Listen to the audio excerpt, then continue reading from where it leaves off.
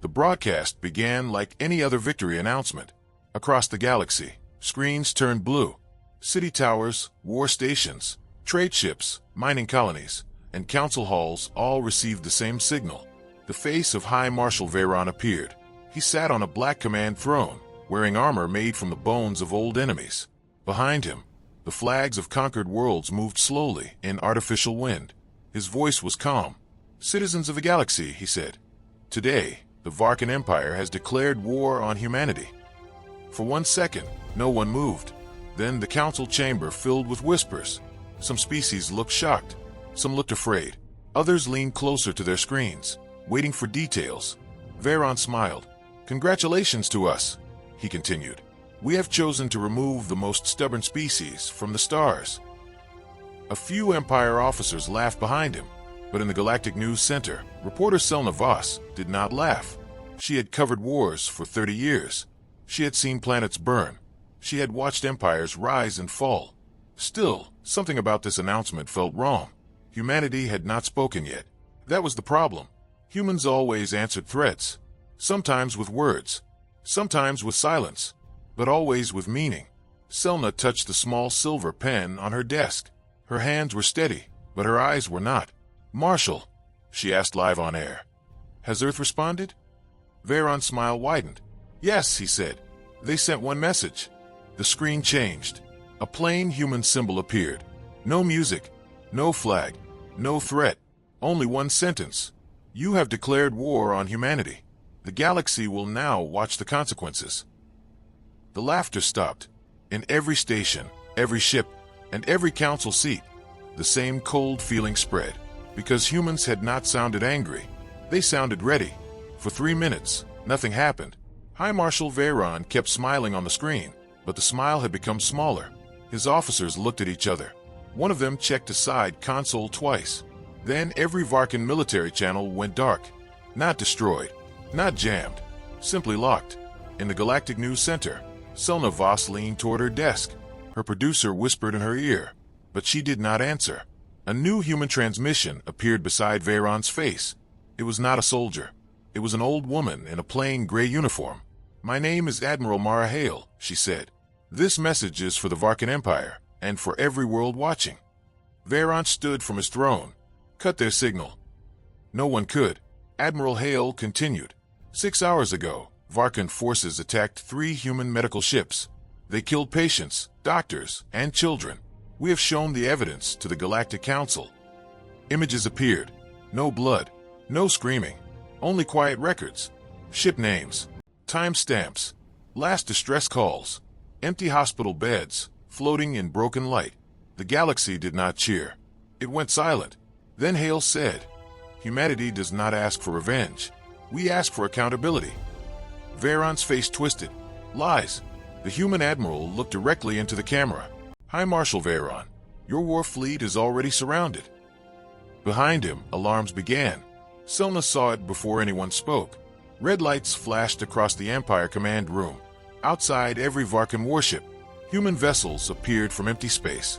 Not thousands, only 12, but each one carried the quiet weight of something built for one purpose: ending wars quickly. Veyron stepped back. "You would attack us live?" Admiral Hale shook her head. "No," she said. "The galaxy is watching. That is why we will be precise." One by one, Varkan weapons shut down. Engines stopped. Missiles fell cold in their tubes. The mighty Empire fleet became a graveyard of silent metal. Then every screen showed Veyron alone. His officers had already surrendered. Selna lowered her voice. "This is not conquest," she said to the galaxy. "This is a warning." Admiral Hale gave the final order. "Return the prisoners. Open your archives. Stand trial." Veyron stared at the screen, defeated without a single explosion. And for the first time in history, the galaxy did not fear humanity because it destroyed an enemy. It feared humanity because it could have, and chose not to. The next broadcast did not come from Earth. It came from the Galactic Council chamber. High Marshal Veyron stood in the center ring. No armor, no throne, no flags behind him. Only white lights above his head and the eyes of 100 worlds watching him. Selna Voss reported from the upper gallery. Her voice was soft now. Today, the Varkan Empire answers for crimes committed under a false war declaration. Veyron did not look at the cameras. Across from him stood Admiral Mara Hale. She carried no weapon, no medals, only a small black recorder in her hand. The council judge asked, "Humanity, what punishment do you request?" The chamber waited. Many expected Earth to demand planets, ships, gold, blood. Admiral Hale placed the recorder on the table. "We request names," she said. Whispers spread. She continued, "Names of every prisoner, every missing child, every colony sold into labor, every order signed in secret." Veyron looked up. That was when fear finally entered his face. Not fear of death, fear of truth. The recorder opened, and millions of files poured onto the council screens. Hidden prisons, stolen worlds, bribed officials. War started for profit. The Varkan Empire had not only attacked humanity, it had poisoned the galaxy for centuries. One by one, allied species stood, not to praise humanity, to testify. A mining queen, a refugee father, a former Varkan officer, a child who still remembered a prison number better than her own name. Selma stopped speaking. For the first time in her career, the news needed no voice. At the end, the council judge turned to Veyron. "Do you deny this?" Veyron opened his mouth. No words came. The galaxy watched him fall, not under bombs, but under proof. Admiral Hale picked up the recorder. "Humanity does not end civilizations," she said. "We end the lies that protect monsters." And that became the sentence remembered by every world, because the day Veyron declared war on humanity, he thought the galaxy would watch Earth burn. Instead, the galaxy watched his empire tell the truth. The trial ended before sunset on the council world.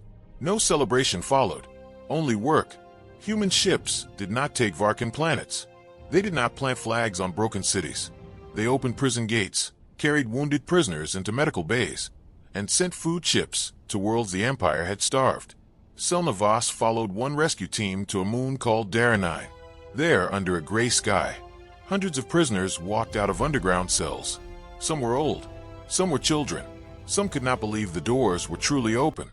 A small alien girl stood near the entrance, holding a metal cup with both hands. She looked up at a human soldier and asked, "Are you here to rule us now?" The soldier knelt, so his helmet was below her eyes. "No," he said. "We are here to make sure no one else does." Selna recorded that moment. No speech could have said it better. Days later, High Marshal Veyron was sentenced by the Galactic Council.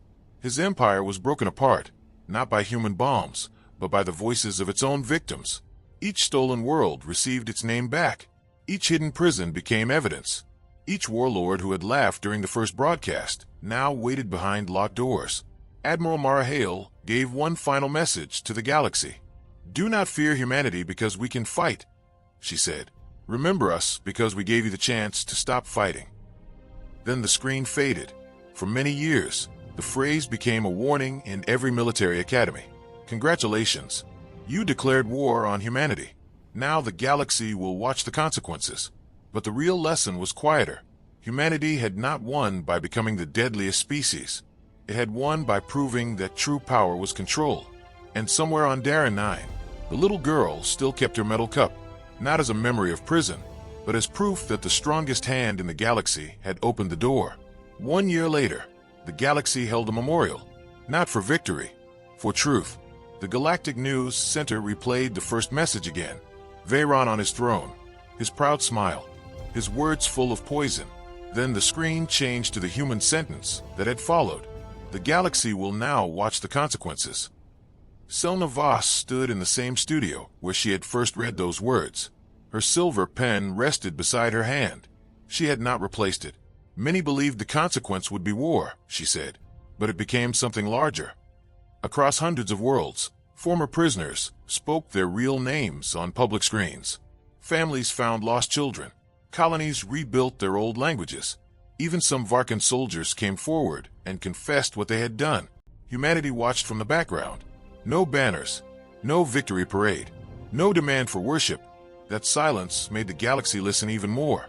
On Daranine, the little girl with the metal cup stood before a small school. She was older now. Her voice shook, but she did not stop. "My name is Leora," she said. "I was prisoner number 441. Now I am not. Behind her, children placed broken prison tags into a clear box, not to hide the past, but to remember it correctly. Selna's voice softened. The Varkun declared war to make the galaxy fear humanity. Instead, they taught the galaxy what humanity protects. Far away, Admiral Mara Hale watched the broadcast alone. She turned it off before anyone praised her. Then she looked out at Earth. Quiet, blue, alive. A young officer asked, "Do you think they understand now?" Hale answered, "Not yet, but they will remember." And they did.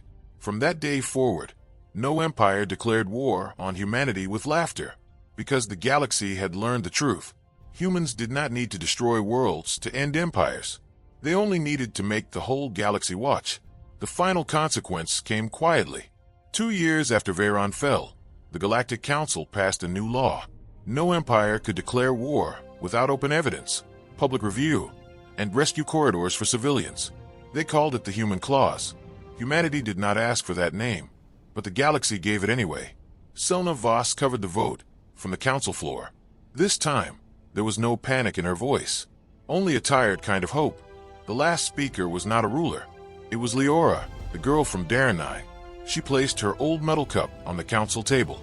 "This is what war leaves behind," she said. "Not flags, not glory, only people waiting behind doors." No one argued. The vote passed without one voice against it. Far away, in a prison cell with no cameras, Veyron heard the news. For the first time, his name was not mentioned. That hurt him more than defeat. His war had not made him a legend. It had made him a warning. Admiral Mara Hale stood on Earth's moon, watching new ships leave for rescue duty. They carried doctors, engineers, teachers, and only enough weapons to protect them. A young cadet asked, "Is the war finally over?" Hale looked at the stars. "The shooting ended long ago," she said.